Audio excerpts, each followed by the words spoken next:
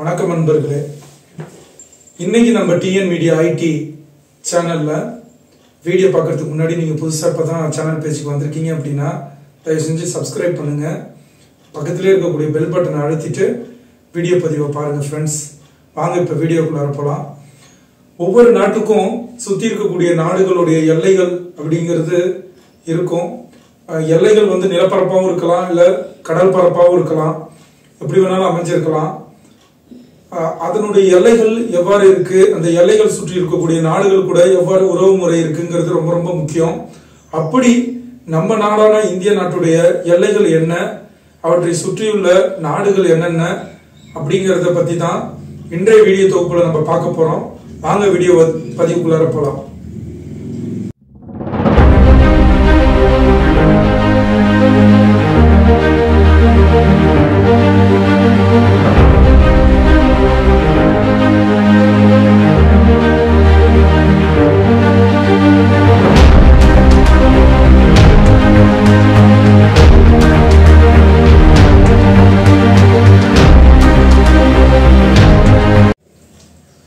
இந்தியாவின் எல்லைகள் அப்படின்னு பார்த்தோம்னா நிலப்பரப்பாலையும் எல்லைகள் பிரிக்கப்பட்டிருக்கு, கடல் நீராலையும் எல்லைகள் பிரிக்கப்பட்டிருக்கு.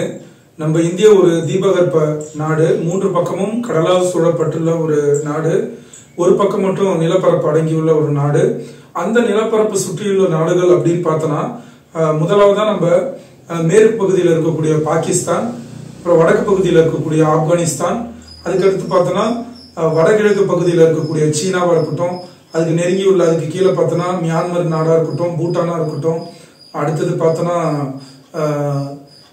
பங்களாதேஷ் நாடா இருக்கட்டும், மியான்மர் நாடுகள், இது போன்ற நம்மை சுற்றியுள்ள கிட்டத்தட்ட ஒரு 7 நாடுகள் நம்மளுடைய நிலப்பரப்புகளை வந்து எல்லைகளா கொண்டுள்ளது. அதே மாதிரி நீர்பரப்பு அப்படின்னு பார்த்தோன்னா வங்காள விரிகுடா, இந்திய பெருங்கடல், அரபிக்கடல், 3 கடல்கள் வந்து நம்மளுடைய நாடுகளுடைய எல்லைகளா அமைஞ்சிருக்கு. இப்ப நிலப்பரப்பை பத்தி தான் நம்ம பார்க்க போறோம். முதலாவதா நம்ம பார்க்கக்கூடியது என்ன அப்படின்னு பார்த்தோம்னா பங்களாதேஷ்.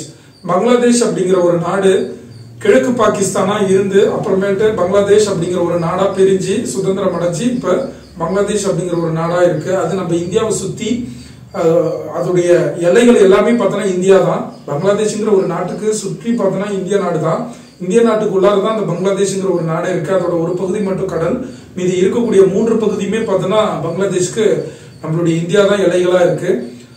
அப்படிப்பட்ட அந்த பங்களாதேஷ் கூட நம்மளுடைய எல்லைகள் அப்படின்னு பார்த்தோன்னா கிட்டத்தட்ட 4096 கிலோமீட்டர் வந்து நம்ம பகிர்ந்திருக்கோம். இதுல என்னென்ன மாநிலங்கள் இருக்கு அப்படின்னு பார்த்தோன்னா மேற்கு வங்காளம், அடுத்தது அஸ்ஸாம் மாநிலம் இருக்கு, திரிபுரா இருக்கு. இந்த மாநிலங்கள் தான் வந்து பங்களாதேஷோட சுத்தி இருக்கக்கூடிய இந்திய மாநிலங்கள் அப்படின்னு நம்ம எடுத்துக்குவோம்.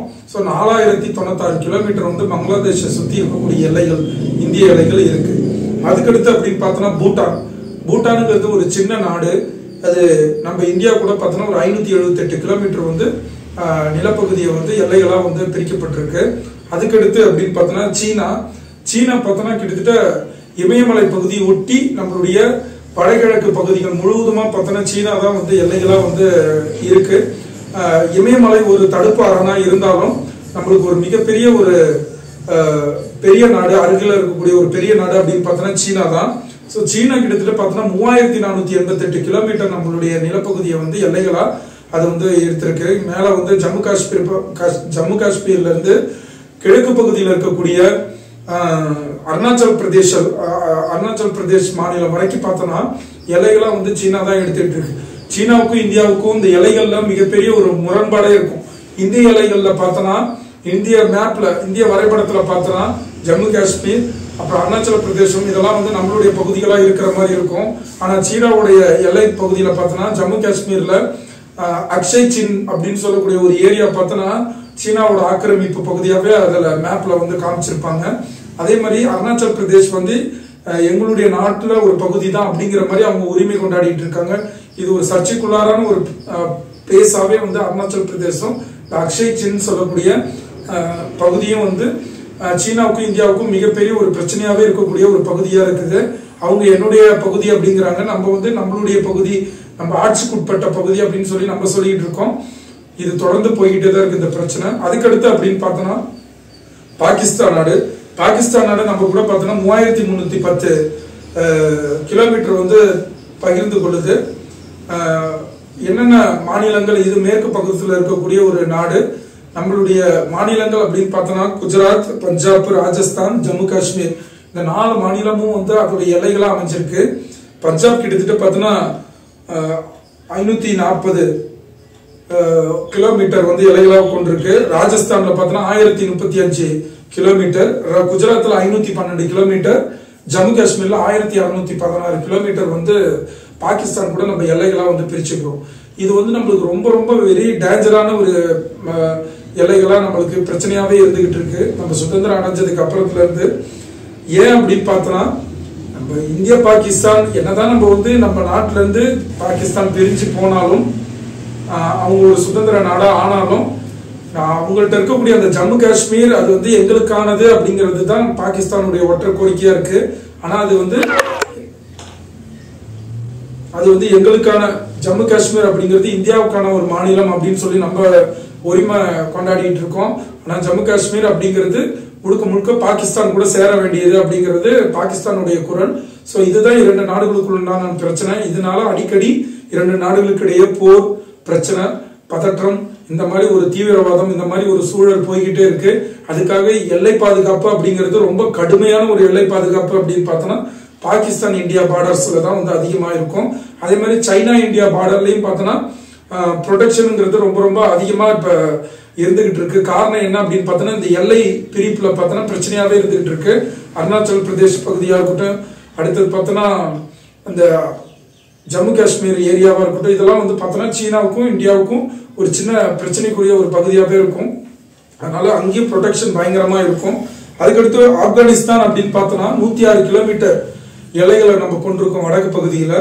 அடுத்தது அப்படின்னு பார்த்தோம்னா நேபாளம் கிட்டத்தட்ட 1752 கிலோமீட்டர் வந்து நேபாளத்துக்கும் இந்தியாவுக்குமான அந்த எல்லைகள் அப்படின்னு பார்த்தோம்னா இத்தனை கிலோமீட்டர்.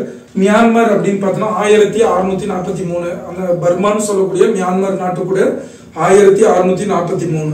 இதுல இந்தியாவுக்கும் மற்ற நாடுகளுக்கும் உண்டான அந்த பார்டர் செக்கிங் அப்படின்னு பார்த்தோம்னா ரொம்ப செக்யூரிட்டி போர்ஸோட இருக்கிறது பார்த்தோம்னா எல்லா நாடுகள் கூட இருந்தாலும் இந்த நேபாளமும் பூட்டான் கூட, இந்த 2 நாடுகள் கூட மட்டும்தான் வந்து செக்யூரிட்டி போர்ஸ்ங்கிறது இல்ல. மற்ற எல்லா நாடுகள் கூடயும் பார்த்தோம்னா ரொம்ப ஸ்ட்ரிக்டா செக்யூரிட்டி போர்ஸ் அப்படிங்கிறது பார்டர்ல ரொம்ப டைட்டா இருக்கும். ஒரு நாட்டுல இருந்து இன்னொரு நாட்டுக்கு எல்லை வந்து நம்ம கடந்து போகும்போது நம்மளுடைய அந்த பாதுகாப்புங்கிறது, அந்த எல்லை பாதுகாப்புங்கிறது ரொம்ப கடுமையா இருக்கும். மற்ற இந்த நேபாளமும் பூட்டான், இந்த 2 நாடுகளுக்கு இடையே உள்ள அந்த போறது, இங்க இருந்து நம்ம டிராவல் பண்றோம், அங்க இருந்து இங்க டிராவல் பண்றோம்னா அந்த அளவுக்கு இருக்காது. மற்ற எல்லா நாடுகளுக்குடையும் ரொம்ப டைட்டான ஒரு செக்யூரிட்டி போர்ஸோட இருக்கும். இது வந்து பார்த்தோன்னா நிலப்பகுதி கூட எல்லைகள். நீர் பகுதி அப்படின்னு பார்த்தோன்னா குஜராத்ல ஆரம்பிச்சு இந்த பக்கம் பார்த்தோன்னா மேற்கு வங்காளம், அடுத்தது பார்த்தோன்னா திரிபுரா, நாகாலாந்து, மணிப்பூர், அந்த பகுதி வரைக்கும் இருக்கக்கூடிய கடல் ஒட்டி இருக்கக்கூடிய பகுதிகள் அப்படின்னு பார்த்தோன்னா 1100 கிலோமீட்டர் வந்து எல்லைகளா நம்ம வந்து கடல்ல வச்சிருக்கோம். இதுல அந்தமான் நிக்கோபார், லட்சத்தீவுகள் இதெல்லாம் நம்ம சேர்த்தோம் அப்படின்னு பார்த்தோம்னா 7500 கிலோமீட்டர் வரும். அதற்கு எல்லைகளும் சேர்த்து சொன்னோம்னா 7500. அது இல்லாம வெறும் இந்தியாவுடைய லைன் அப்படின்னு பார்த்தோம்னா 6100 கிலோமீட்டர். இதுல வந்து ஏகப்பட்ட துறைமுகங்கள் இருக்கு. இந்த சைடு அரபிக்கடல்ல பார்த்தோம்னா மும்பையா இருக்கட்டும், கொச்சினா இருக்கட்டும், இதெல்லாம் வந்து மிகப்பெரிய ஒரு துறைமுகம். அதே மாதிரி பார்த்தோம்னா சென்னை, தூத்துக்குடி, அடுத்து பார்த்தோம்னா விசாகப்பட்டினம், கொல்கத்தா, இதெல்லாம் பார்த்தோம்னா இந்த வங்காள விரிகுடா கடல்ல இருக்கக்கூடிய மிக முக்கிய ஒரு துறைமுகமா இருந்துகிட்டு இருக்கு. இது வந்து பார்த்தோம்னா இந்தியாவுடைய கடல்சார் எல்லைகளா அமைஞ்சுக்கிட்டு இருக்கு. சோ இந்தியாவின் எல்லைகள் அப்படிங்கிறது இதுதான். நிலப்பரப்புல பார்த்தோம்னா கிட்டத்தட்ட 7 நாடுகள், நீர்பரப்புல பார்த்தோம்னா 3 கடல்கள் இருக்கு. சோ இப்படிப்பட்ட சூழல்ல தான் நம்ம இந்தியா நாடு இருக்கு. சோ இந்தியாவை சுத்தி இப்படிப்பட்ட எல்லைகள் இருக்கிறதுனால நம்மளுடைய எல்லைகளை பாதுகாக்கிறதுக்கே ராணுவத்துக்கு மிகப்பெரிய ஒரு சவாலா இருந்துகிட்டு இருக்கு. முக்கியமா பார்த்தோம்னா சீனா லைன், சீனா பவுண்டரிஸ் லைன் எல்லாம் பார்த்தோம்னா இமாலயஸ்ல வருது. இமாலயஸ் வந்து நம்ம எத்தனை பேர் போட்டாலும் ஒண்ணுமே பண்ண முடியாது. அதனால ரொம்ப கஷ்டம். இமாலய பகுதிகளில் வந்து செக்யூரிட்டி போர்ஸ் அதிகமா போட முடியாது. அங்க இருக்கக்கூடிய மாநிலங்கள், ஒரு சில மாநிலங்கள் வழியா தான் இமாச்சல், அப்புறம் வந்து உத்தரகாண்ட், அடுத்தது அருணாச்சல் பிரதேஷ், இந்த மாதிரி ஒரு சில மாநிலங்கள்ல மட்டும்தான் நம்ம என்ன பண்ணலாம்னா செக்யூரிட்டி ஃபோர்ஸ் அதிகமா பண்ண முடியும். அதே மாதிரி லடாக் ஏரியா பார்த்தாலும் பிரச்சனைக்குரிய ஒரு ஏரியா தான். லடாக் பார்த்தோன்னா அவங்க ஒரு சில கிலோமீட்டர் உள்ளார வந்து அது ஒரு பிரச்சனையெல்லாம் வந்தது, அதுவும் ஒரு பிரச்சனைக்குரிய ஒரு ஏரியாவா இருக்கு. ஸோ இந்த மாதிரி வந்து பார்த்தோன்னா சீனாவுக்கும் இந்தியாவுக்கும் பிரச்சனைகள், அதே மாதிரி ஒரு பக்கம் பார்த்தோன்னா பாகிஸ்தானுக்கும் இந்தியாவுக்குமான பிரச்சனைகள் இருந்துகிட்டு இருக்கு. ஸோ இது எல்லாமே பார்த்தோன்னா எல்லை பாதுகாப்பு அப்படிங்கிறது ராணுவத்துல மிக கடினமா மழைக்காலம் குளிர்காலம் இந்த மாதிரி எல்லா காலங்களையும் வந்து ரொம்ப கஷ்டப்பட்டு நம்மளுடைய இந்திய நாட்டுடைய எல்லைகளை வந்து பாதுகாத்துட்டு வராங்க. அதுக்கு தான் நம்ம கவர்மெண்ட் வந்து அதிகமாக செலவு பண்ணிட்டு இருக்காங்க. ஸோ அப்படிப்பட்ட எல்லைகள் வந்து இத்தனை நாடுகள் கூட நம்ம பகிர்ந்து நம்ம சகோதரத்துவமா இருக்கணும். ஆனால் நம்மளுடைய சுற்றி இருக்கக்கூடிய நாடுகள் கூட நம்மளோட சகோதரத்துவமா இருக்கிறதுக்கு முயற்சி பண்ணாலும் அப்பப்போ சிறு சிறு தீவிரவாத சண்டைகள், பேச்சுவார்த்தையில தோல்வி இந்த மாதிரி போய்கிட்டு தான் இருக்கு. ஸோ இதெல்லாம் கடந்து எல்லாருமே மனித நேயத்தோட வாழணும். நீயும் மனுஷன்தான் நானும் மனுஷன்தான், இருக்க போறது கொஞ்ச நாள், இதுல நீ பெரியவன் நான் பெரியவன் பார்க்காம எல்லாருமே ஒற்றுமையா இருந்துட்டு போவோம் அப்படிங்கிற உணர்வு ஒவ்வொரு நாட்டு மக்களுக்கும் தலைவர்களுக்கும் இருந்துச்சு அப்படின்னா இந்த தேவையில்லாத போர் பதற்றம் அந்த மாதிரி வர தேவையில்லை. எல்லாருமே இந்த மாதிரி நம்ம அதிகமா பணம் ஒதுக்க தேவையில்லை, எல்லாருக்குமே நம்ம சந்தோஷத்தோட எல்லாருமே சந்தோஷமா வாழலாம். ஸோ இந்த வீடியோ பதிவுல நம்மளுடைய இந்தியாவுடைய எல்லைகளை பத்தி நம்ம பார்த்தோம். இந்தியாவுடைய எல்லைகள் எந்தெந்த நாடுகள் கூட பகிர்ந்து கொண்டிருக்கோம், எத்தனை கிலோமீட்டரோட பகிர்ந்து கொண்டிருக்கோம் அப்படிங்கிறத பார்த்துருக்கோம். இன்னொரு வீடியோ பதிவுல நம்ம ஒரு நல்ல வீடியோ பதிவோட நம்ம பார்க்கலாம் ஃப்ரெண்ட்ஸ். மறக்காம வந்து இந்த வீடியோ பிடிச்சிருந்துச்சுன்னா லைக் பண்ணுங்க, ஃப்ரெண்ட்ஸுங்களுக்கு வந்து ஷேர் பண்ணுங்க, முக்கியமாக வந்து சப்ஸ்கிரைப் பண்ணுங்க ஃப்ரெண்ட்ஸ். தேங்க்யூ, நன்றி.